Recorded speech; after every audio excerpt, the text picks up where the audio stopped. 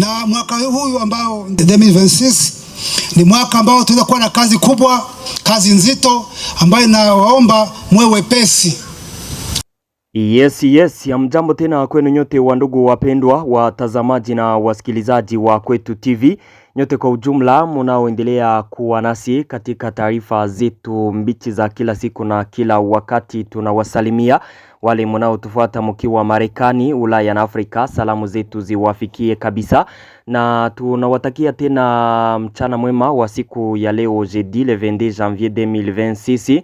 Tukiwakaribisha kwa mara nyingine katika taarifa zetu za mchana wa leo. Kama kawaida tumewaletea habari mbichi kuhusu hali ya usalama mashariki mwa nchi ya Kongo, pamoja na taarifa mbalimbali tena tofauti zinazosemekana nchini Kongo. Habari ambazo tumewaletea siku ya leo ni mingi.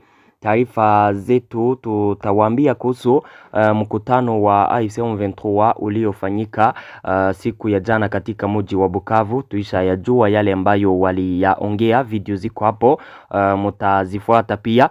Upande mwingine tutawapeleka kwenye uwanja wa vita, tuwaambie yanayoendelea huko katika maeneo ya Walikale, Axe Mpeti Pinga kwenye mapigano yaliripotiwa huko siku ya jana. Kwa sasa hali ya utulivu inaonekana katika maeneo hayo. Na katika taarifa zetu tutawaambia kuhusu Feruzi Kalume Nyembwe. Huyu ni coordinateur wa Fondation Mzee Laurent Kabila, ambaye ni mtoto wake Didier Kazadi Nyembwe. Siku ya leo naye alikamatwa na service de sécurité katika mkoa wa Lubero. Raia 5 waliuawa na nyumba kadhaa kuchomwa moto katika shambulio jipya la ADF katika eneo ambalo linaitwa Mwenye. Kama kawaida tumewaletea habari mingi tena mbichi. Mnayoifuata ni Kwetu TV, ni channel inayowaletea taarifa za kweli tena zenye uhakika kutoka mashariki mwa nchi ya Kongo. Tunawasihi kusubscribe, yani kujiabone, ili kukuwa nazipata taarifa zetu zote kwa wakati. Muendelee kucomment na kulike na kuzisambaza taarifa hizi kwa walio wengi ziwafikie. Pia mkumbuke kujiunga nasi na grupe yetu ya WhatsApp ili kukuwa nazipata taarifa zetu zote kwa wakati. Namna ya kujiunga na grupe yetu ya WhatsApp, gusa hapo kwenye titre, pale chini ya titre mu description utapata linki yetu. Ujiunge nasi kupitia linki hiyo, bila shaka utakuwa ukizipata taarifa zetu zote kwa wakati. Habari zetu mbichi za mchana wa leo tuzianzie kuhusu mkutano uliofanyika mjini Bukavu kati ya viongozi tofauti wa AFC M23. Mkutano huo ambao uliwakutanisha viongozi tofauti wa AFC M23 mkiwemo Corneille Nangaa, General Sultani Makenga na Gouverneur wa Sud Kivu, waliongelea kuhusu mambo tofauti, hali ya kiusalama katika maeneo yao, na pia wakatangaza kwamba katika mwaka huu wa 2026 ambao tuko ndani ni mwaka ambapo wataendelea kupigana, si mwaka wa kulala, ni mwaka ambao watafanya kazi kubwa. Haiko kusema kwamba vita vimeisha, vita vitaendelea mpaka watakapo libere nchi yote. Sultani Makenga yeye peke kabisa wakati wa mkutano huo aliyasema hayo, mfuate katika video hiyo. Na mwaka huu ambao 2026 ni mwaka ambao tunaweza kuwa na kazi kubwa, kazi nzito ambayo nawaomba mwe wepesi. Nyinyi wote mwache kuchukua kama mambo mmaliza vita, mwache kuchukua kama fonctionnaire wa Kinshasa, ili tukomboe nchi yetu, tuwe na nchi ambayo inaheshimika, nchi bora, tuwe na uongozi bora, uongozi ambao uko responsible, tuwe na wananchi ambao wanaheshimika, nchi ambayo iko viable. Nadhani kwamba video hiyo mmeifuata. Mewaambia vijana wa AFC M23 kusimama, kwa sababu hii ya 2026 wataendelea na kazi ya kukomboa nchi ya Kongo. Hawa waasi wa M23 upande wao wanajiita wakombozi, na kwa sababu wao wanatarajia kufika Kinshasa, donc mpango wao ni kuendelea kwa avancer jusqu'à Kinshasa. Anatoa wito sasa kwa vijana wake kusimama na kujua ya kwamba vita haijaisha, wasilale, vita vitaendelea, na huu mwaka wanatarajia kufanya kazi kubwa, donc wataendelea kupigana, waendelee kusonga mbele. Yule ni Sultani Makenga, kiongozi wa AFC M23 katika mambo ya kijeshi. Yeye ndio chef d'état major wa M23. Corneille Nangaa upande wake alichokisema ni kuhusu maongezi kama njia ya kumaliza kabisa matatizo na vita vinavyoendelea. Upande wake anasema ya kwamba vita vinaendelea kwa wale ambao wanajikomboa, wanajiita wakombozi waasi hawa. Anasema ya kwamba wale ambao walinyimwa haki ya kuwa katika nchi yao watajikomboa na wataendelea kujikomboa, na njia nzuri na ya pekee ya kumaliza vita vinavyoendelea na matatizo ni kufanya maongezi, tena maongezi kati ya Wakongomani. Anasema kwamba vita nchi ya Kongo haitajengwa na waetranger wa Amerika ama kuijengwe na watu wa Afrika, bali ni Wakongomani ambao wataijenga. Mfuate video hiyo, ni katika lugha ya Kifaransa, ila kwa machache ni hayo yote ambayo nimewaambia. Nadhani ya kwamba wale wote wanaotufuata lugha ya Kifaransa kabisa mnaijua, Wakongomani hususan wao kabisa français ni yetu. Au peuple congolais. Les autres éléments sont intégrés dans ces éléments et c'est ça la raison pour laquelle nous luttons. Toutes ces questions pouvaient être réglées dans un cadre institutionnel sain ou par le dialogue ou par des concertations. Malheureusement, ceux qui sont couverts de cette illégitimité n'ont qu'un seul langage. C'est le langage de la force. C'est pourquoi nous luttons. Nous luttons parce que nous sommes contraints de lutter. Ceux à qui on refuse l'identité, ils sont contraints de se battre. Ceux qui voient leurs biens spoliés, biens publics spoliés, ils sont contraints de se battre. Mais dans cette lutte, je voudrais vous dire, la solution ne viendra pas de l'Amérique. La solution ne viendra pas des États-Unis, pas de l'Union européenne, pas même des Africains. La solution viendra de qui? La solution viendra de qui? Kongo itajengwa na nani vijana? S'il vous plaît. Nadhani kwamba video hiyo nayo umeifuata. Yule ni Corneille Nangaa, njo coordinateur wa AFC M23, ndiye ambaye alitangaza hayo. Upande mwingine, taarifa tunazo kutoka kwenye shamba la vita ni ya kwamba wakati waasi wa M23 walikuwa wakifanya reunion huko katika maeneo ya Lubero, walirenforce vikosi vipya vya waasi wa M23 kutoka Kanyabayonga vilionekana kuelekea katika maeneo ya mbele, zikaelekea kwenye rute inayoelekea Kirumba Kasee, maeneo ya Limbongo kushuka mpaka maeneo ya Kipese. Vyanzo vyetu kutoka huko vinasema ya kwamba wanajeshi hao wa AFC M23 walielekea kule ili kupanga koma waendelee na vita katika maeneo ya Lubero, wasonge mbele wakiuvizia mji wa kimkakati wa Butembo, mji wa kibiashara kabisa katika territoire ya Nord Kivu. Na renfort hizi kama ukumbusho zimefika katika maeneo haya baada ya siku chache tu tena, na zingine kamio zaidi ya 15 kufika maeneo ya Kipese. Nadhani kwamba hayo mnayakumbuka, c'était le 19 tarehe 19 njo kamio zingine zilifikaka na katika maeneo ya Kipese en renfort zikileta silaha pamoja na wanajeshi wapya wa AFC M23. Na asubuhi hiyo wakati waasi hao walikuwa wamerenforce, jeshi la Kongo likashambulia mapozisio zao katika maeneo hayo. Nadhani kwamba taarifa hizo tuliziwaambiaka. Aujourd'hui tena waasi wa M23 walirenforce kule, wanapanga donc kuavance katika maeneo hayo. Ni wakati katika maeneo ya Sud Kivu mu territoire ya Uvira walikuwa wakionekana kabisa kushindwa, shinikizo la Marekani likiwa linaendelea kuwarudisha nyuma usiku na mchana. Upande mwingine wanapanga kuprogrese kwenye shamba la vita katika maeneo ya Uvira na donc na territoire ya Sud Kivu yote. Hali ni ya utulivu. Taarifa kutoka kwa vyanzo vyetu huko vinasema kwamba hakuna mapigano katika axe tofauti. Shabunda kabisa maeneo maeneo ya Kabare, Walungu, huko kote maeneo yale ni utulivu, hakuna mapigano yanayoripotiwa pale. Vile vile na maeneo ya Uvira, mu territoire ya Uvira hakuna mapigano, hali ni ya utulivu.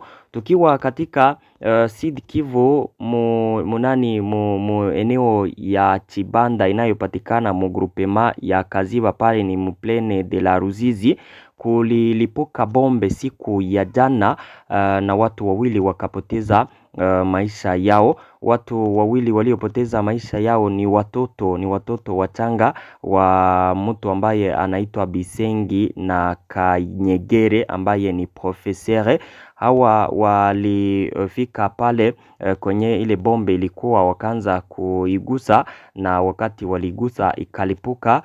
Tayari watoto hao wawili wakapoteza maisha yao. Tunasema pole sana kwa jamii ya hawa watoto, kwa babake Bisengi na Kanyegere. Na kutokana na hali hiyo sasa, Croix Rouge ili alerte watu wote wa maeneo hayo, wakaji wa eneo ya Kaziba kukuwa makini. Kila vitu vyote vya chuma ambavyo wanaweza wakaviona katika maeneo yao wasije wakavikaribia ama kuvigusa, kwa sababu huenda vinaweza kuwa tena ni mabombe, inaweza kuwa ni magrenade. Waomba wakaji wote kukuwa makini, vitu vyote vya chuma watakavyo vipata wasikue na vigusa, kwa sababu vinaweza kuwa ajali mbaya kwao, na kuacha wamoja wao tena kupoteza maisha yao. Pole sana kabisa kwa wakaji wa pale kutokana na matokeo kama na hayo mabaya. Tukiwa katika mkoa wa Sud Kivu, mambo ya Wanyamlenge yanaendelea kukua mambo kabisa ambayo si mazuri. Mnakumbuka wale walioenda na M23 kwa sasa walikosa mwelekeo, hawana njia ya kurudia Uvira. Kule walikoenda hawana msaada wowote, walikuwa manipulea kwamba watawatumikisha wakirejea katika mji wa Uvira. Mambo yameshindikana sasa, hawana kwa kwenda na kwa kuishi. Na kutokana na mambo ya Wanyamlenge sasa, presida wa komunote ya Banyamulenge ambaye anaitwa Enoke Sebineza, notable wa province pia ya Sud Kivu, alisema ya kwamba jeshi la Rwanda liko na andaa kuleta kutokusikilizana na kuleta ubaguzi katika mji wa Uvira.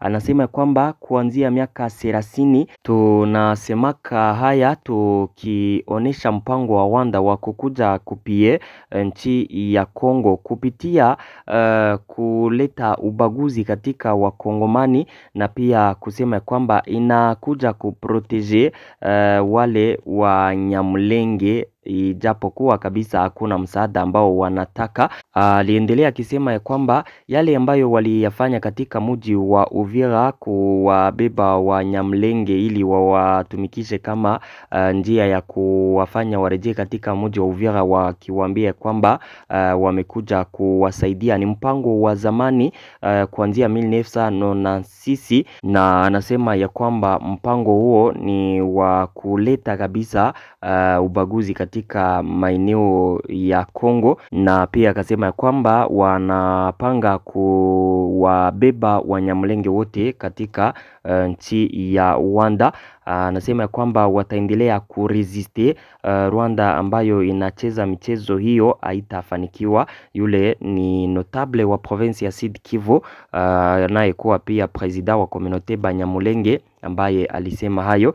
Ni wakati upande mwingine anaitwa Moise Nyarugabo anaendelea kusema kwamba Wanyamulenge wanatezwa katika mji wa Uvira. Wanyamulenge walikimbizwa na wazalendo pamoja na jeshi la Kongo, akisema kwamba wanapaswa kurudia kwao, na kurudia kwao ni kupitia vita wa hasi wa M23 tena wakamate mji wa Uvira. Wanyamulenge warejee pale wakikontrole mambo ambayo wazalendo hawayaitiki. Wanasema kwamba wawezi wakarejea hapo kwa sababu wao ni Wanyarwanda walioenda na AFC M23, ni washirika wa AFC M23 waliobaki Uvira, njoo Wanyamulenge wale ambao ni Wakongomani na wanapenda waishi hapo. Mambo ya Wanyamulenge yanaendelea kabisa kukua tatizo nchini Kongo. Tuendelee na taarifa zetu. Upande mwingine tuwapeleke kwenye shamba la vita katika maeneo ya Walikale. Baada ya mapigano makali siku ya jana na ikafika usiku wote, na hali kabisa ni tete. Asubuhi ya leo hali ilikuwa ya wasiwasi katika wakaji wa maeneo ya Mpombi na Itea, maeneo yanayokuwa katikati ya Pinga na Mpeti. Mnakumbuka vita viliripotiwa hapo siku ya jana. Waasi wa M23 walikuwa wameatake kutokea Mpeti, nafasi hizo zinazokuwa ndani ngome za jeshi la Kongo pamoja na wazalendo walirudishwa nyuma, na kwa sasa hali ni ya utulivu katika maeneo hayo Itea na Mpombi, maeneo mawili ya kimkakati katika axe Mpeti Pinga yanaendelea kukaliwa na jeshi la Kongo pamoja na wazalendo. Waasi wa M23 walipigwa wakafikishwa Mpeti, na kwa sasa hali inarejea kuwa ya utulivu katika maeneo hayo. Wakaaji waliokuwa wamekimilia katika misitu, wengine katika vijiji karibu na pale, wako naanza kurejea katika eneo hiyo kutokana na utulivu ambao kwa sasa unaonekana katika maeneo hayo. Tuendelee na taarifa zetu kama kawaida, nimewaletea habari mbichi. Feruzi Kalume Nyembwe, coordinateur wa Fondation Mzee Laurent Kabila, huyu ndiye mtoto wa Didier Kazadi Nyembwe, compagnon ya Mzee Kabila. Huyu ni originaire wa Grand Kasai. Alikamatwa siku ya leo saa za asubuhi mapema. Ilikuwa saa kenda asubuhi mapema njo service de sécurité zilikamata huyo Feruzi Kalume. Kwake kabisa asubuhi mapema njo walimkamata wanajeshi wa Kongo na waaskari polisi walifika hapo wakamkamata wakiwa na jipe mbili. Walimpeleka kwenye mpaka kwa sasa kujajulikana, na familia yake wanasema kwamba baada ya kumpeleka tena jipe hizo mbili zilirejea, wakabeba madawa zake. Anasemekana kuwa ni mgonjwa, dawa zake nazo walizimbebea. Na kukamatwa kwake kumekuja baada ya kukamatwa kwa wengi wa viongozi nchini Kongo, watu wa opposition, Obeminaku, Emmanuel Amazane Shadari, hata majenero tofauti. Donc gouvernement ya Kongo inaendelea kuwakamata watu kiolela bila kutangaza donc ni kwa nini wanawakamata. Ofete katika njia nzuri, unapomkamata mtu unapaswa kusema unamkamata kwa haya, anashutumiwa kwa haya, puis unamkamata, kesi zake zitafunguliwa. Wengi wanakamatwa bila bila kutangaza ni kwa nini wamekamatwa, jambo ambalo wengi waongozi nchini Kongo wanasema kwamba ni kukiuka haki za binadamu, na pia kuwa katiba ya Kongo waheshimu. Yule naye alikamatwa, kwa sasa hajui alikopelekwa. Union Européenne ilitangaza kwamba itapana 2 millions d'euros kwa ajili ya kusaidia watu waliokimbia makazi yao kutokana na vita vilivyoibuka hivi juzi katika mkoa wa Sud Kivu. Wanasema kwamba hii ni kama jibu kwa wakimbizi wote waliokimbia vita hivyo. Kwa wale waliokimbilia nje ya nchi ya Kongo, hususan katika nchi ya Burundi na nchi ya Tanzania, au wale ambao walikimbilia katikati ya nchi, wale ambao donko walitoka kama maeneo ya vita wakaelekea Swate, Fizi, Baraka na kwingineko, nao watapewa usaidizi.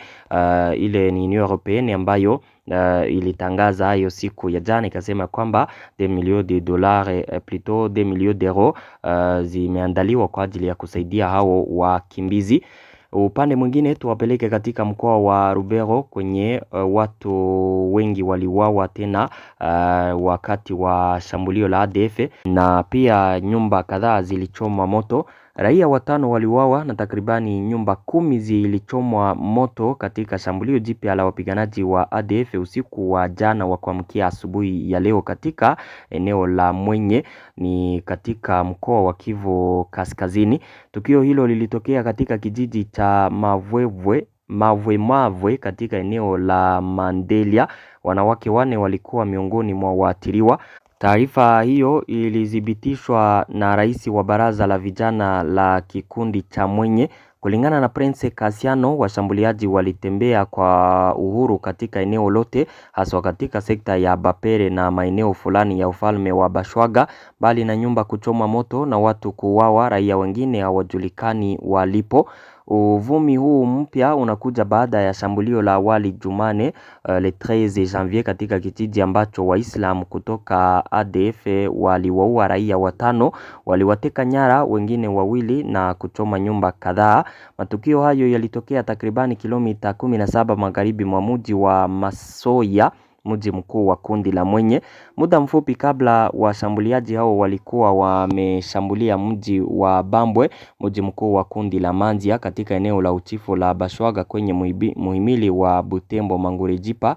Na pia zaidi ya hayo, miili 6 ya raia waliuawa na wasi wa ADF Ijumaa le 16 iligunduliwa na kuzikwa Jumatano iliyofuata huko eneo la Pokia, eneo la Tombolea katika kundi la Bapakombe, eneo la Bapere ambalo bado liko katika eneo la Lubero. Hapo ni kuhusu ADF. ADF kundi libaya zaidi zidi ya raia huko katika maeneo ya Lubero na pia Ituri. Wanaendelea kuwaua population, kuwatesa, kuwanyanyasa. Huko population wanataka kabisa usaidizi wa haraka, vikosi vya jeshi la Kongo vifanye operasyon, viwafukuze wanajeshi au ADF katika maeneo hayo wapate kuishi kwa usalama. Ndugu zangu, wakaji wa Lubero na Ituri wanateseka kutokana na ADF. Asante ndugu zangu, hizo ndizo habari ambazo nilikuwa nimewaletea, na washukuru sana. Tupatane katika taarifa zifuatazo, habari za jioni ya leo. Asante.